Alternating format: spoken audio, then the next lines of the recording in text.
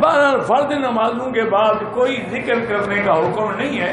حضور کرتے تھے، ہر آدمی اپنا انفرادی ذکر کرتا تھا اور انفرادی طور پر دعا بھی مانگتے تھے.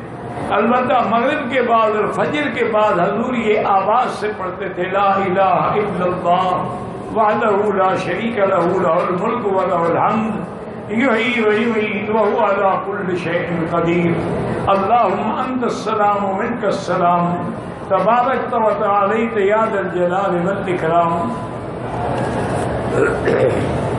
ایک مسئلہ سمجھیں، بعض لوگ اس ضد میں آ جاتے ہیں وہ بالکل دعا کرتے ہیں، دوسرے مقابلے پہ ضد پہ آتے ہیں اور تین دعائیں کرتے ہیں. ایک دعا ختم، اچھا جی پھر ہاتھ اٹھاؤ، وہ ختم کیا، اچھا جی پھر ہاتھ اٹھاؤ. یہ ایسا نہیں ہونا چاہیے. کبھی ہاتھ اٹھا کے دعا مانگ لو، کبھی نہ اٹھاؤ، بغیر ہاتھ اٹھائے مانگ لو، کبھی اجتماعی بھی مانگ لو کا، لیکن اصل دعا وہ ہے جو تم انفرادی طور پہ اکیلے کرو.